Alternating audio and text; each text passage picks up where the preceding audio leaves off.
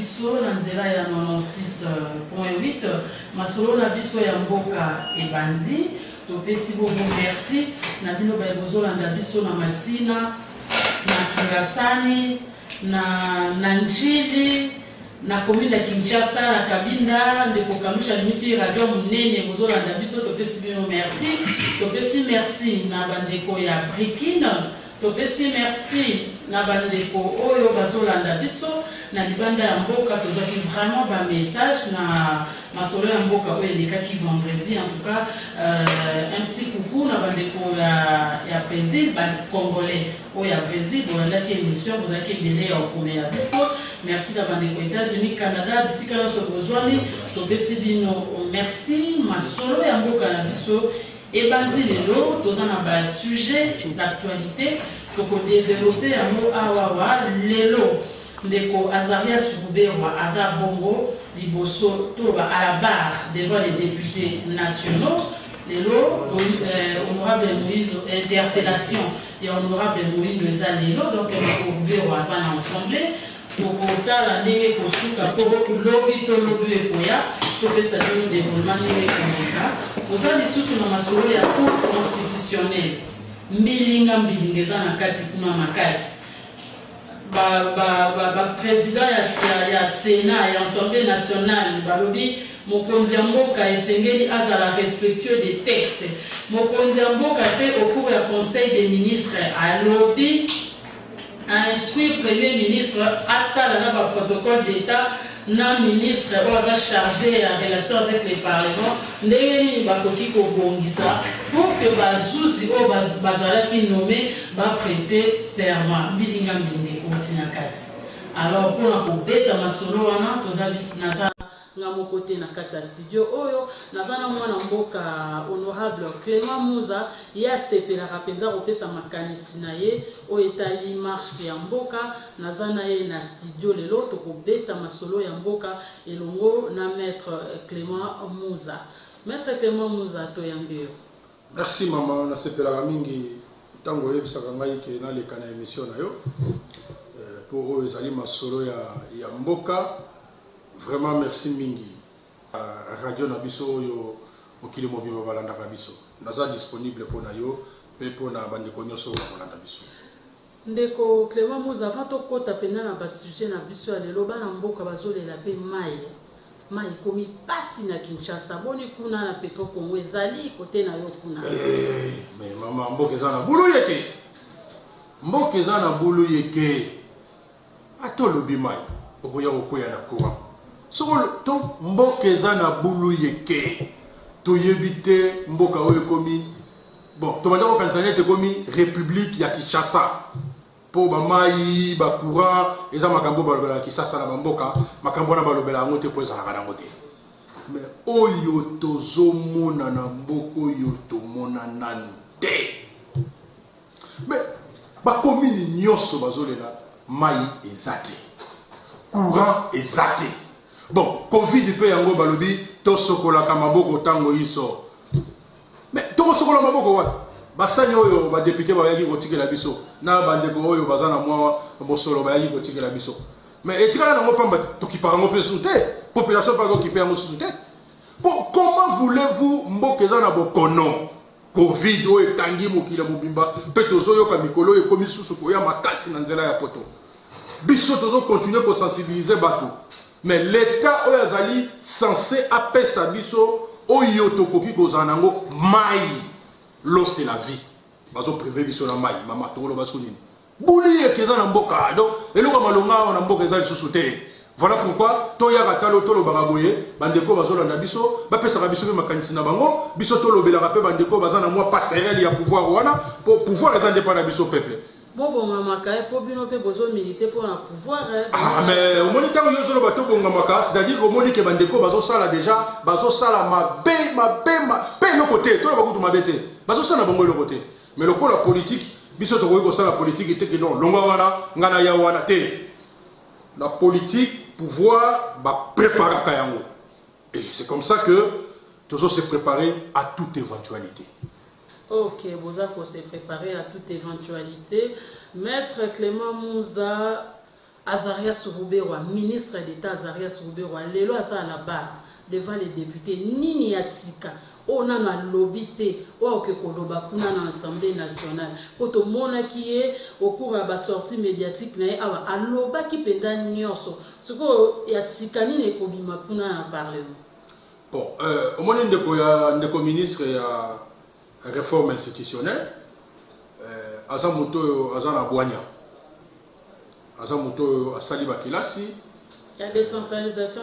Dans le lobby, il y a réforme institutionnelle. Il y a complété ce qui est décentralisation, ce qui est décentralisation. Dans beaucoup de vivre en haut, bien dans le Mikanda Yoruba. Dans le lobby, ministre de la réforme institutionnelle, si ce qui est décentralisation, ce qui est ministre de la réforme institutionnelle. La décentralisation, il y a un problème. Mais comme Bonde, Azami Mokambi, Azami ministre. Nayebi Sakio la fois passée, pe nayebi Saki Bandeko, Koyoka Nakomona et Zamakambo Mibale. La français va le entendre de voir, ça fait deux. Les lots, les alliés Mokolo Oyo, Babengisiye. Peut-être que Mona, Makamboni ne voulait qu'un ensemble. N'ensemble et loko Yamalonga et Kozalate. Nayebi Siyoke et Kozalate. Parce que, Oyo Biso Tozomona Pembe. Bandeko na biso ya FCC ba omona yango pembete. Bango ba kolobaki wana ezali rouge, wana ezali noir, wana ezali jaune, pe ba kolinga biso nyonso to mona kaka lokola bango, mais toza ba aveugle te. Ndeko Moindo asali musala na ye oyo ya ba député ba koki kosala. Parce que azalaki parmi ba meilleurs élus.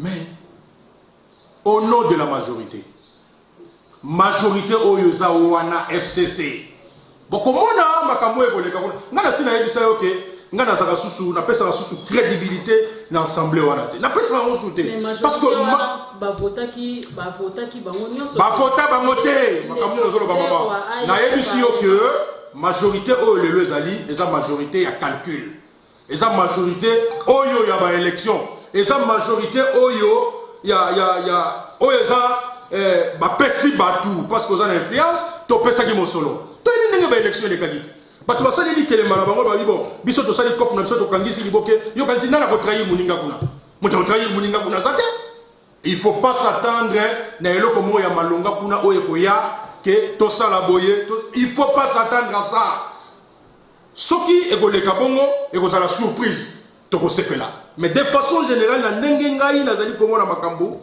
ndeko ko kende pe okomona que na souka nango bande kwa majorité va soutenir parce que décret peut-être un vocabulaire mais décision oyo wana bazwaki mutazwaki ngweza premier ministre ya FCC muto ayaki ko sursoir en haut premier ministre ya FCC muto ayaki ko longola sur séance wana premier ministre Chibala FCC. Donc, ils ont dit propre bango basala qui déjà. Basala ba réseau o basala qui yango, mais peuple monique ba réseau wana, ils ont yangoté à télémélé yango. Oui, la cadre, il y a respect à l'institution, c'est tout à fait normal ba interpréter, ba interpeller, mais au moment na souka film ne ba na kisasa ba lobaga. Et vous en avez le côté. Mais to Kolanda, to Yeba parce que biso be to le kana tribune o ya biso populaire pour te expliquer bandeko, pour te lobela yango na ndenge longo balaki. Ce qui ndeko asalobaki déjà ndeko ministre asalobaki déjà oh nyoso yazali na mona posa yo kanti lo ngoni nango changer kuna na assemblée loko moko te mais makambo minembo ngo pe bandi de lote moto o epeli lelo honorable Muza ndenge bino bosali marche na lamuka ndenge ndeko Moindo a interpellé ba congolais nyonso tout ba pesi voix na bango moto ane ko kita. Mais est-ce que toza na posa moto ekita likambo minembwe moto ekita to likambo minembwe to mona clair na yango dossier wana esila définitivement bon parce que matata tika yango Henri Movasakanya tika ngo mais batu wana nyoso baza batu ya FCC bato yo ozomona wana o atika solution ezanini pour que likambo minembwe oyo minembwe kende te etika ya ba congolais na so yebisa ba congolais nyoso bazolanda au moni pouvoir autozaka redevable vis-à-vis de la population mukolo tokozala na yango biso ba politicien tokomeka kosala n'importe quoi te lelo ata bino ezala na assemblée ezala nanzela gouvernement, ezala ngayo nazolo Clément, ezala Moïse Katumbi, ezala ndeko Fayulu, ezala ndeko Jean-Pierre Bemba, ezala ndeko Mumbu Muzito, ezala ndeko Nani, alobi ke makambo fe sala mabo apesi solution soki ba autochtone ba boyi yango eko sala mate. Parce que lelo ba politicien bazo sala makambo na ba calcul na bango. Ba politicien bazo sala makambo na ba calcul na bango. Oyo bato oyo bazo vivre makambo wana bato bazo vendre sika wana baza peut-être ba yebi yango pe kutu te bayoka yango te. Kotala teke ndenge tozalaka boye tozosala émission bato bazona na biso ezala bamboka oyo bayoka radio te radio peza te soki botie radio mokili mobimbe ye po bayoka radio. Kasi dese ba minembo wana ba radio ezate justement yango bazoluka moi mais eza cop oyo bango ba créer le vrai problème de minembo eza lelo c'est une guerre économique bato bazosala biso. C'est ça le vrai problème. Et cette guerre économique oyo bato bazosala biso. Mais Minembwe, eza village, eza mo eloko mo ya muke. Ndenge bamboka mususu pe ya mike zali belé. Ndenge ba agglomération mususu oyo ba erijaki na commune rurale. Mais pourquoi seulement Minembwe zo poser problème? Et ce poser problème c'est que eza na eloko eza wana. O balobaka nzete ozo mona nzete boye mais zamba na sima ezali. Solution lobi kaka ba autochtone. La solution, na lobi bien, la solution lelo eza dossier oyo eza na crise. Lelo na mboka na biso parce que tozo yoka bato bazolo ba un tribal un boté biso ba congolais tozaka na makambo ya un tribal te tozaka makambo ya tribalisme te ngana vanda kana sala ba émission na yo so tuna ngana za colonie ou bien ngana sina tuna yo colonie ou bien na tuna réalisateur déjà ya za colonie tozana besoin ya makambo la te solution ezali que le gouvernement de la République il faut avoir solution ya malonga botu na biso te solution ezanini bato bazo mimona ke bango bazala pouvoir biso bato ndeyo pesa bango ba solution il faut trouver ba solution mais pourquoi ba exercer pouvoir biso bato pesa bango ba solution te benga ministre awa benga premier ministre kende soki pa ya songolo pakala oya zana mwanda bo passerelle ya pouvoir tunaye solution nini bino bozozwa parce que biso tozana solution mais solution ngoto ko banda oya boy non on ne gère pas les pays dans la rue. Parce que pour trouver une solution, dès que tu as un gouvernement, pour trouver une solution, bango va trouver le gouvernement qui est dans la marche. Mais si tu as la marche de l'opposition, pour te réclamer ma cambo qui est mal monté. Mais les lots solution, va trouver dans la rue. Vous avez déjà vu ça dans quel pays? Ah voilà. Donc va trouver une solution qu'on ne nous demande pas nous. Nous avons des solutions. Tu as une solution à couper ça. Mais na couper ça on a rue boyete. Solution va vivre yango et ça ma cambo le bana radio boyete. Mais tout le monde dit que Eloko Ezabo et Moukili Mobimba Congo et Monique, le Congo doit rester indivisible. Solution la bien à table de négociation. Maman Mboke Zotambola Malamonte. Tokoyoka sonité, biso dozali opposition. Tolobi ke lelo banda tokendaki na ba élection oya mape ya soni o esama ina mboka. Banda na cour constitutionnelle, banda na seni, ti na cour constitutionnelle. Lelo to komi na parlement au peuple alingi yango kotote. Oyo peuple azomona ke batu wana basala ke lokote. Bon soki déjà population azomona ke batu oyo baza censé ba représenter baso sala ke lokote. Mais yo zelani. Mais le parlement ba député baza ba clé ya mboka bango batu bakoyana bibeko bango batu bako contrôler. Mais tango batu basala bango kaka qui sont pour batomboli yo. Qui sont contre batomboli boy. Soki yo yena likambo moko eza na contrôle bande ko majorité basali bloc pour la vite o wana te. Mais yebisa comment le pays peut évoluer.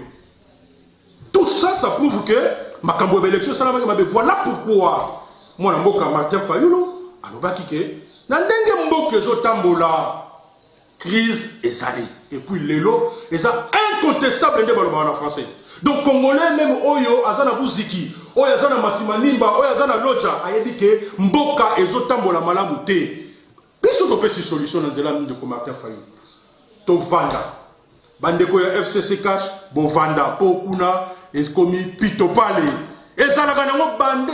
Comment voulez-vous que Mboka lokola au Congo, moi groupe ya bato kaka, basu bakanga moi en otage. Mais rien ne va. Makambo zo fonctionne te. To vanda to sola makambo ya Mboka. Makambo Mboka ezali ke to sala ba réforme. To sali ba réforme après to kokende na ba élection. Tant que to sala ba réforme te, ba élection e bando zalaka ya modèle oyo. Makambo yo bandi banda 1960. Okay. Ba crise maman nazo 630 secondes. Ba crise nyoso oyo tozo na mboka e utaka na nzela ba élection. Ba élection zo sala mama be ba conséquences na ko zala ke Makabunyo se komi ke oya zo wela oyo. Bon yo zo mona telelo, mutu sa lingi justice comme aye na poche na ye. Tokokoma wana bandeko bozolanda biso bokoki kobenga biso na moni na nzela technique mwako koso ezali bokobenga biso na 081 32 44 245 mituna na bino pe na WhatsApp to na message bokoki kotinda ngo na 081 32 44 245. Maître Mouza, justice ekoti mbilinga mbili. Bulu yeke.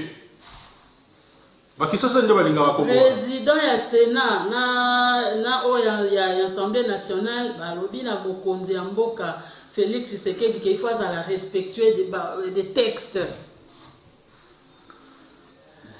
Mokonzi ya mboka pe na conseil des ministres à instruire Premier ministre, na ministre a la relation avec les parlements, ba harmoniser batala ndenge nini ba juge ba ko prêter serment. Donc passage en force mokonzi mboka bingai ndengai.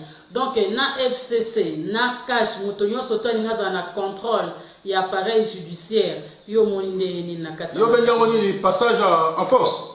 Mais mokonzi a s'imposé. Ayebi bien que premier ministre a boyaka nomination. Dans la réflexion na ngai maman. Premier ministre a boyaka nomination ya bazuze wana mais il imposé. Na kozongela lisusu te makambo ba nomination. Parce que to pesa déjà opinion na biso. Toke na prestation serment ndenge ya salema. Oui. Na tango biso to analyser makambo ya solo. Tout le monde a dit que nomination wana ezalaki malamu te. To pesa ki voix na biso. Premier ministre tout le monde a noté. Banda toza Congo.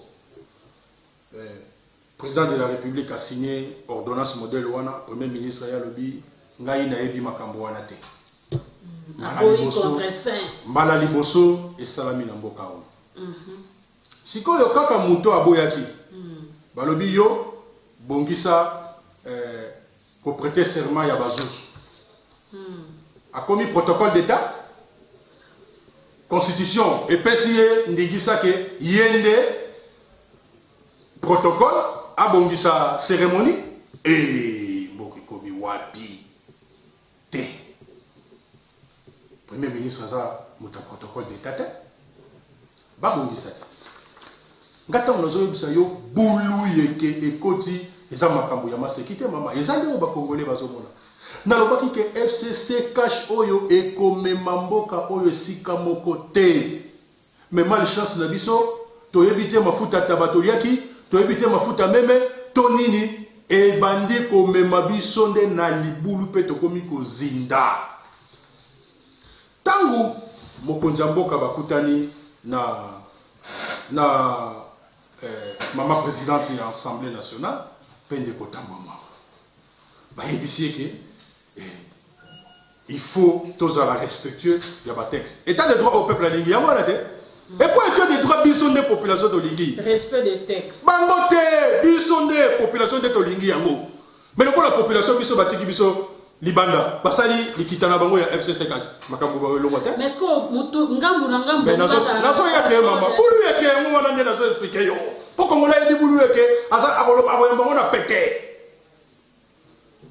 Bandeko na ngai bozola na ngai ndeko ya mokonzi ya parlement na mokonzi ya sénat balobi ke ba zuzu wana ba ko prêter serment liboso na bango te po ba ordonnance wana ezalaki et respectaki constitution te.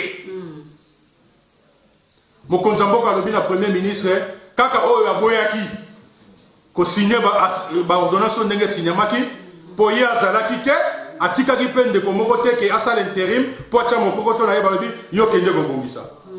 Nani ya kosala nani? Wana eza lokola basimbisi papa tushite ezaneti sosonaliki nana yaki liboso. Mais réponse yini yozo. Soso mutebota liki to liki mutebota soso. Omoni ke groupe ya bato moke bazu pays en otage. Pe makambo yo biso toyebi place ni nango bosuka. Mais toyebi si bango bozo tambusa mboka malamu te. Boya tovanda. Boya tosolola. boya to sala ba réforme pe ba réforme yango to ko sala ngo na nzela ya parlement o ya bango te parlement o ya qui sont pour biso na population to lobi to ko sala yango na nzela ya parlement wana te. Je pense que déclaration na biso ya lamuka ezaki très clair. Souci to za na moka ya mboka tala batu bazo kamba comment bazo assister impuissamment na misère ya peuple na peuple bazo souffrir to za na posa ya sentiment nga na sa fanatique ya Martin Fayulu te na sa fanatique ya Moïse Kaïtumbi te na sa fanatique ya Jean-Pierre Bemba te. Est-ce que peuple a fanatique ya batu wana peuple pas fanatique ya batu wana te. Mais batu mususu bazo mona mboka ezo zinda bango bazo tikala ba fanatique ya autorité morale na bango. Maître Musa tolingi yo sape moko mutwa mibeko tolingi na makambo oyo na question o etali cour constitutionnelle ozongisa biso penza na buku likondi. Oui. Na yebisi yo boye mama. Soki otangi mibeko ya mboka. Otangi mibeko oyo esalaka ke cour constitutionnelle est fonctionné. L'article nango zomi. Article 10, ma benga zomi ha? L'article nango zomi.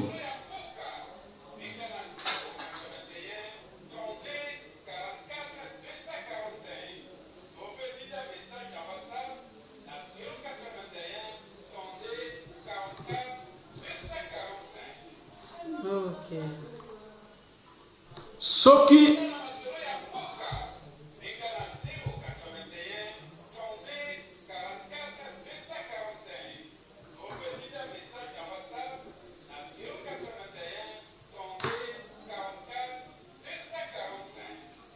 Voilà, Maître Musa. alors, soki otangi mibeko oyo ezotambusa cour constitutionnelle.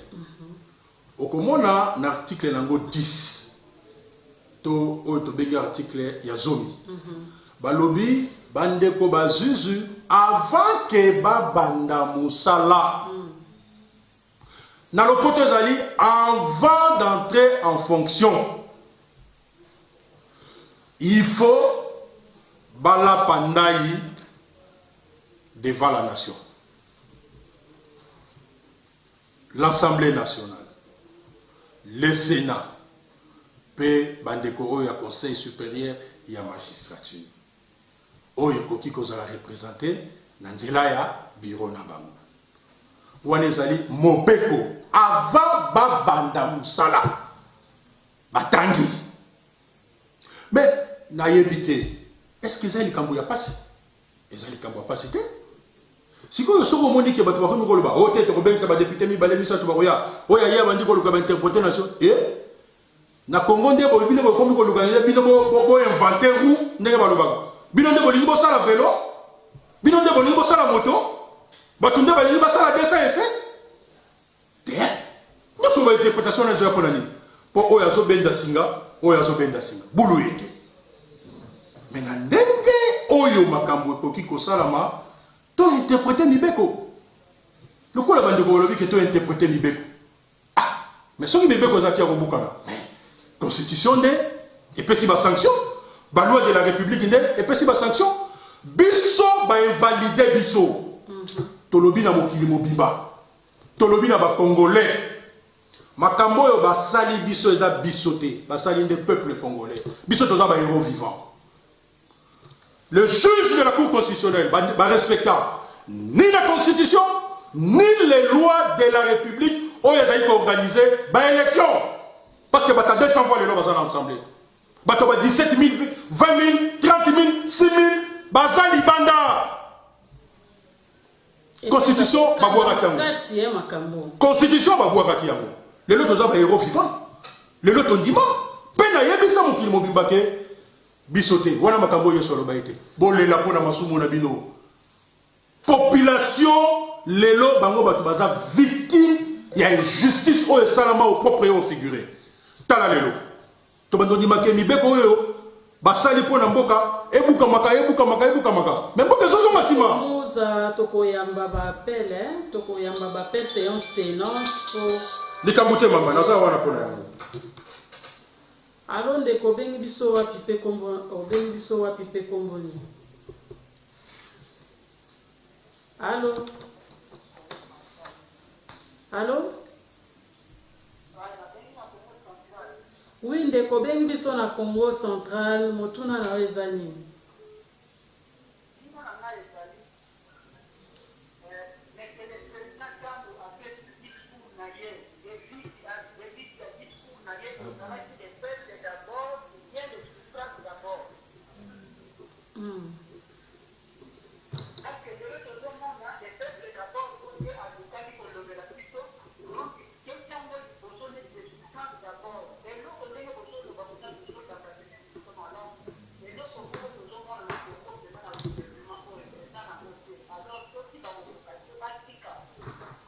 Merci Ndeko, merci.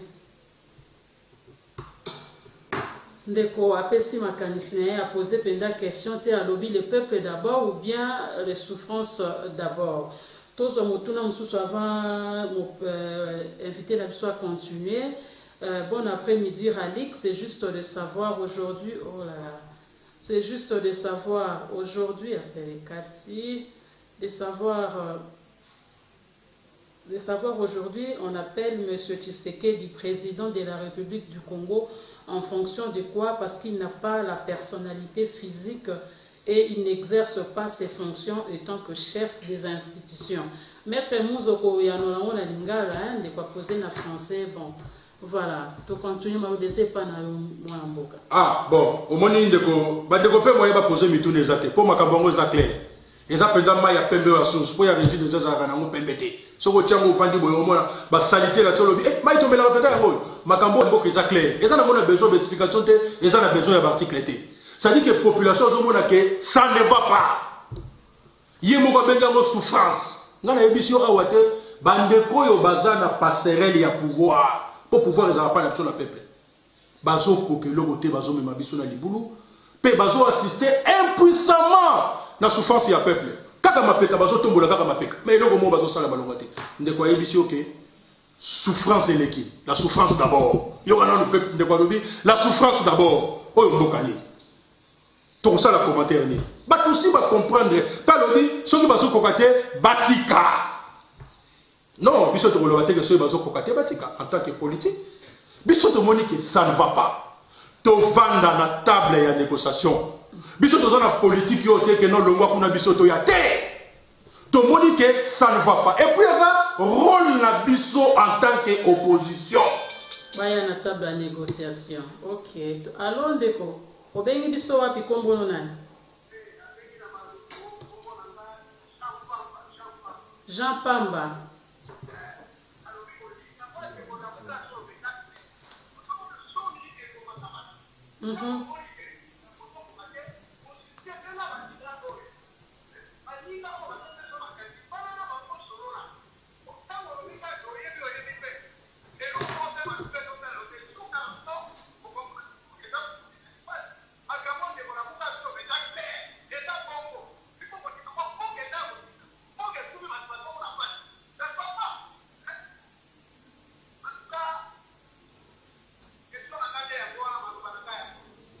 Merci de Jean Pamba bengiso na maluku alobi mboke kufi bovanda bon négocier mboke kufi de komuza. Ah voilà, au moni que na émission que na émission na yo o ezalaki tribune ya peuple.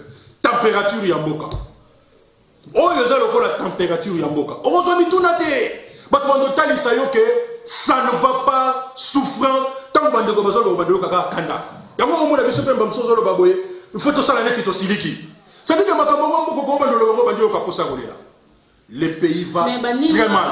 Baninga ya coalition FCC cache bango baningi basi sa pouvoir na bango apparemment appelle mbela na bino likambute mama likambute biso ndeko Martin Fayulu alobi toujours sengate to kende to partager pouvoir on en a pas besoin to ça la posa na yango te soki lelo oyo tokendaki na ba élection oyo atako salamaki ya mabe eza po bandeko basango basungaki biso toke na rencontre ya Saint-Sylvestre to vandi na ba voisin na biso to sololi masolo to sa ba na mboka soki Congo ezo tambola malamu te mutako bongisa biso za mopaya te Mais mutu moko oyo aza problème na crise. Ndeko Martin Fayulu aza élément ya crise. Parce que l'élection salamaki na ndenge ya malamu te. Balobi boya FCC cash. To sala ba réforme. Mais ba réforme wana to sala yango na nzela ya palais du peuple te o ya kuna qui sont contre. Boya biso to vandi bandi kopé ba vandi koto. Yebisanga ko solo les mabe. Mais le dialogue dans une démocratie c'est une vertu. Ce qui to kendanga na dialogue te.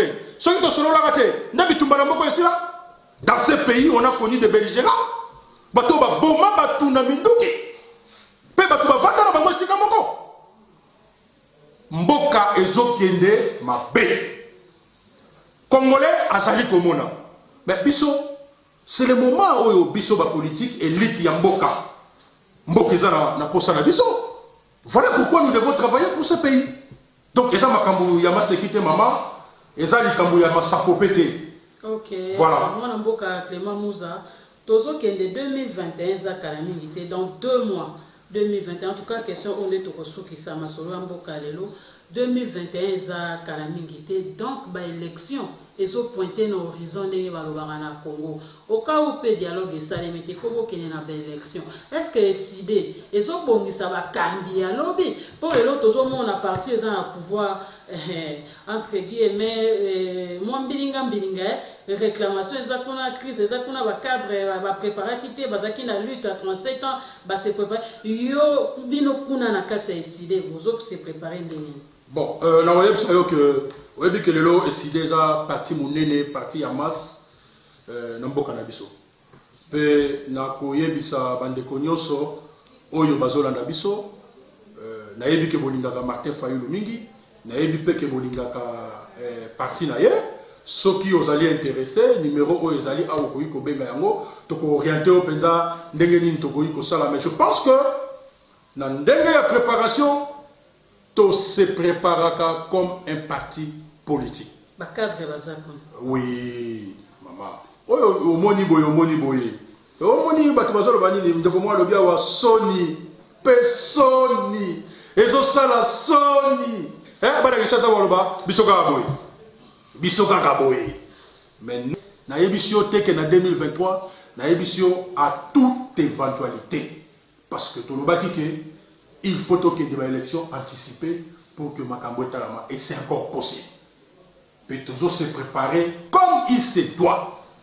Biso to vivre makambo to vivre en moté mais oyo ndenge balobaka qui vivra verra. Mais toujours se préparer sérieusement. Toya Mbappé la souka pour te clôturer masolo ya mboka alon de ko bengi biso wapi kombo na bonjour papa kombo na ni papa ok papa mutuna na wezani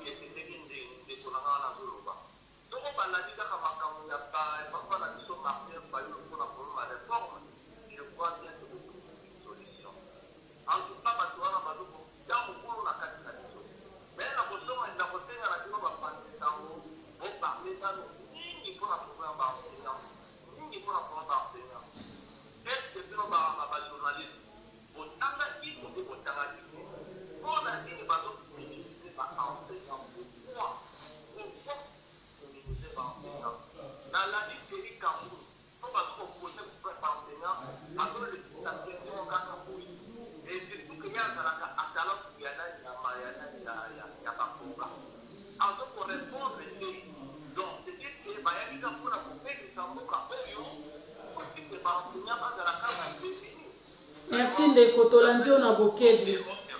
Merci.